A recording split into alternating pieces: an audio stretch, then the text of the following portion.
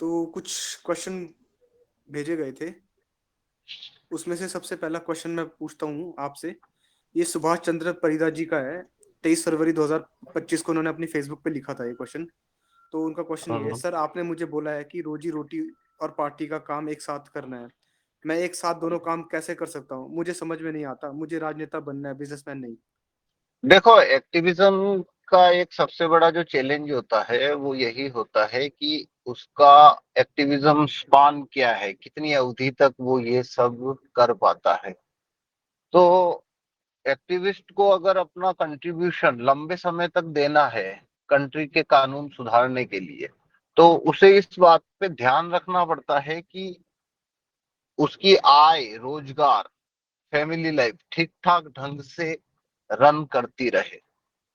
यदि उसने अपनी ज्यादा ऊर्जा या सारी ऊर्जा एक्टिविज्म के अंदर लगा दी, तो 2-3 साल के अंदर वो एग्जॉस्टेड हो जाएगा।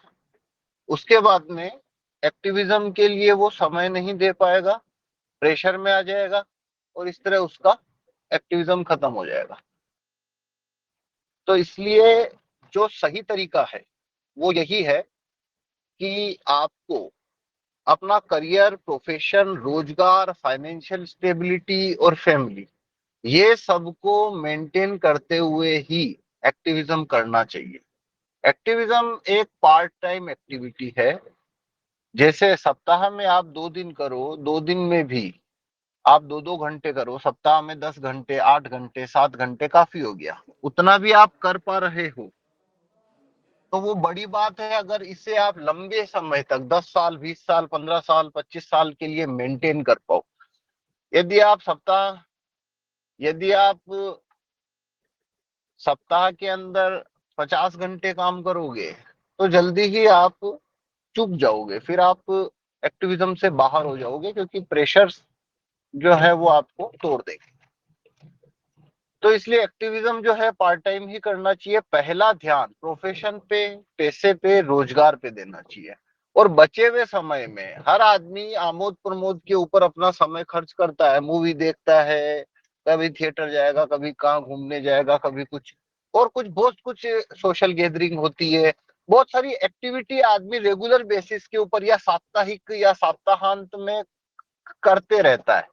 एक्टिविज्म का मतलब है उस समय में से कुछ समय आपको कानून सुधारने के लिए देना पड़ता है।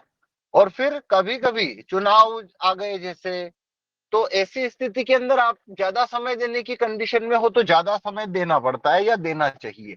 लेकिन ऐसा कोई इंपॉर्टेंट इवेंट जैसे इलेक्शन हो गया या कुछ ऐसी चीज नहीं आई है, तो आपको सप्ताह में 5-7 घंटे, 8 घंटे, 10 घंटे मैक्सिमम उतना ही समय देना चाहिए जिससे आपकी सोशल, फाइनेंशियल और फैमिली लाइफ डिस्टर्ब ना हो, वरना फिर आप एक्टिविज्म को जारी नहीं रख पाओगे। हाँ। अगला प्रश्न है शारदा सिंह पटेल जी का। तो ये उनका प्रश्न 25 फरवरी 2025 का ही है। तो उन्होंने प्रश्न पूछा है, ईवीएम डेमो आप जगह जगह दिखा रहे हो, आप कोर्ट में क्यों नहीं चले जाते हो? पीआईएल क्यों नहीं डालते हो? ऐसा नहीं होता है। ये कह देना कि इसी तरीके से होता है, कंफर्म नहीं है सच्चाई। तो ये आपकी बात झूठी भी साबित हो सकती है।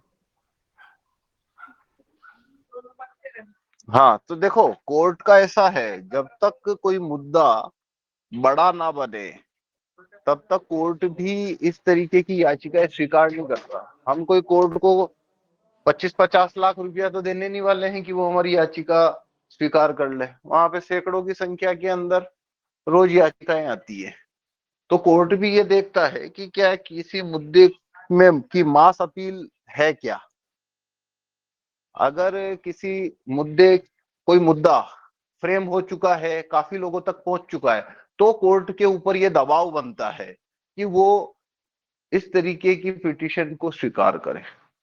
दूसरी बात है, ये एक पॉलिटिकल मुद्दा है। पॉलिटिकल मुद्दा से मतलब है कि भाई जो सरकार या रूलिंग क्लास या राजनीतिक पार्टियां हैं या जो चुनाव लड़ने वाले लोग हैं, ये उनसे संबंधित मुद्दा है। तो हमारा जो रास्ता है वो है मास मूवमेंट। ऐसी चीजें हैं वो कोर्ट में जाके नहीं होती। कोर्ट को 20 साल से पता है कि वो ये ईवीएम के अंदर हेरा फेरी वगैरह होती है।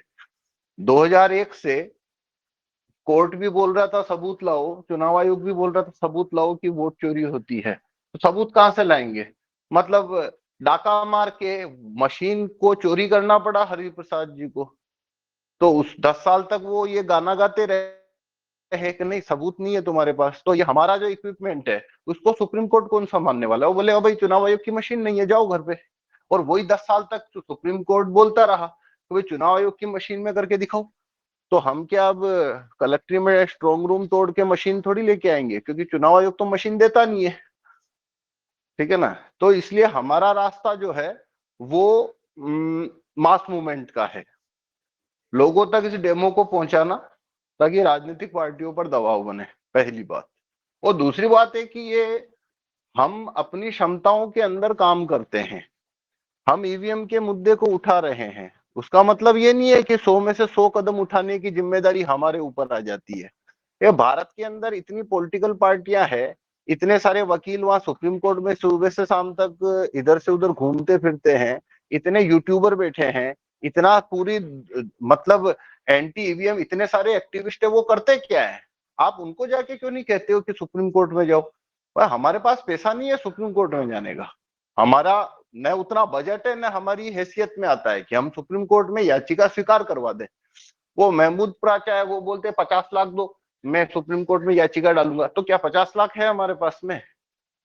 तो हम क्या मतलब हमारी हमारे ऊपर थोड़ी ये कंधे पे जिम्मेदारी आती है। हम मशीन भी बनाए, हम डेमो भी दिखाएं, हम चुनाव भी लड़े, हम चुनाव आयोग को चिट्ठियां भी लिखे, और सुप्रीम कोर्ट में भी हम जाए, फिर हम वो याचिका नहीं लेते हैं, तो फिर आप बोलो नहीं उनको 25 लाख भी तुम इकट्ठा करके दे दो, वैसा नहीं होता है ना? ये एक पॉलिटिकल मुद्दा है। तो अगर इतना जरूरी है तो आप कांग्रेस पार्टी से कहिए कि भाई तुम कोर्ट में जाओ, उनके पास में वकीलों की फौज है, वो कहाँ पे घूम रहे हैं, वो क्यों नहीं जाते? आम आदमी पार्टी वाले क्यों नहीं जाते? इतने सारे एक्टिविस्ट, एंटीवीएम एक्टिविस्ट, वो वामन मेश्राम, वो क्यों नहीं जाते भाई? और ये महमूद प्राचा, वो भानु प्रताप जी, वो लोग क्या कर रहे हैं? प्रशांत भूषण, वो ये लोग क्या कर रहे हैं? ये क्या करते हैं मतलब? उनका काम है ना, ये धंधे में वो है सुप्रीम कोर्ट की याचिकाओं के में। हम तो मास मूवमेंट का काम कर रहे हैं, और हम साफ बोल रहे हैं हम मास मूवमेंट के दिशा में काम करेंगे, क्योंकि सुप्रीम कोर्ट में जाने के लिए पैसा संसाधन नहीं है हमारे पास। तो जो किला हम जो जिस पेड़ पे चढ़ नहीं सकते बार बार उस पेड़ पे चढ़ो, तो भाई हमारी उसमें नहीं आता है। हमसे जितना हो रहा है हमारे डायरेक्शन में काम कर रहे हैं। किसी को सुप्रीम कोर्ट कोई आदमी सलाह देता है सुप्रीम कोर्ट क्यों नहीं जाते? भाई आप क्या कर रहे हो? आप अंडा दे रहे हो क्या? आपको क्या मतलब आपके ऊपर बैन आया हुआ है कि आप सुप्रीम कोर्ट नहीं जा सकते? आप जाओ सुप्रीम कोर्ट में, वहां पे याचिका लगाओ, और सुप्रीम इसको ईवीएम को बैन करा दो। हमको क्यों कहते हो आप? है ना? जी जी बिल्कुल। अच्छा, मेरा सवाल है कि एक रिकॉलिस्ट को या समझ लो कि इस संगठन में जुड़े हुए कार्यकर्ता को अधिक से अधिक कैंडिडेट पूरे भारत में खड़ा करने में ध्यान देना चाहिए, या फिर वो जिस जिले में रह रहा है उसी जिले में अधिक से अधिक इस जन आंदोलन में जोड़ने के लिए लोगों को जोड़ने में अपना समय लगाए, या फिर मतलब पूरे भारत में अधिक से अधिक लोगों को चुनाव लड़ने के लिए इकट्ठा करे? मतलब कि ज्यादा से ज्यादा फायदा कब होगा? जब एक जिले में अधिक से अधिक लोग एक विकेंद्रित आंदोलन खड़ा करेंगे किसी कानून को लागू करने के लिए, तब होगा? या पूरे भारत से अधिक कैंडिडेट खड़ा करने में समय लगाएगा तब होगा? मतलब मेरे को फायदा कब होगा इस आंदोलन को आगे बढ़ाने में? देखिए अगर आपका जो मतलब दोबारा बोलना हो हाँ, तो बोल सकता हूँ। नहीं मैं समझ गया आपका प्रश्न।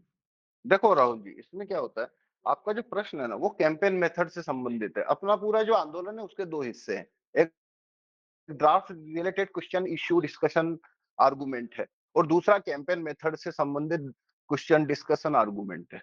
आपका तो चुनाव लड़ना क्या है? चुनाव लड़ना एक कैंपेन मेथड है असल में। हम क्यों सभी चुनावों में ज्यादा से ज्यादा उम्मीदवार उतारते हैं? क्योंकि ये कैंपेन मेथड का एक बहुत अच्छा टूल है।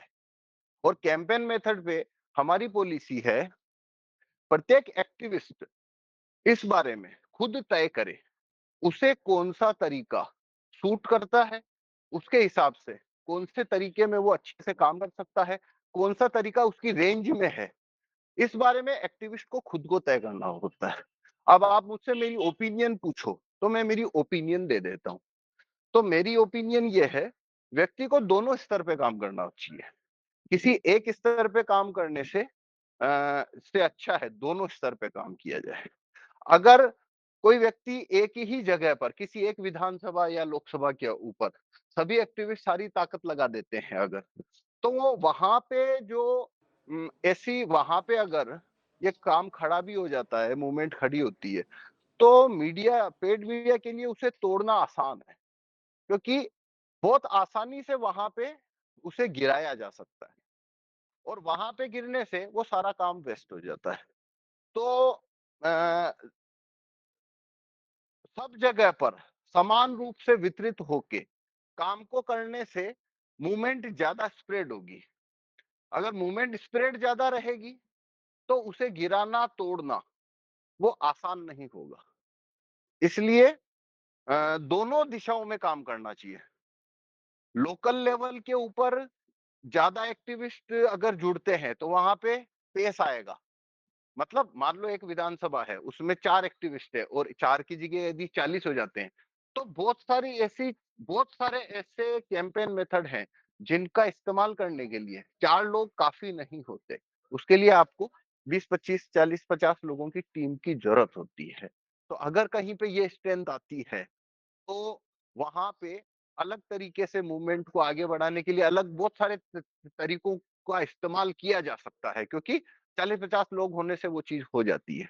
लेकिन सारी ताकत ऐसी किसी टेरिटरी को डेवलप करने पे लगाओगे अगर आप, तो उस मूवमेंट को तोड़ना आसान हो जाता है मीडिया के लिए, ओपोनेंट के लिए। इसलिए दोनों दिशाओं में काम करना चाहिए, यह मेरी ओपिनियन है इसमें। और बाकी प्रत्येक एक्टिविस्ट इस बारे में खुद से तय करे कि उसे कैसे काम करना चाहिए।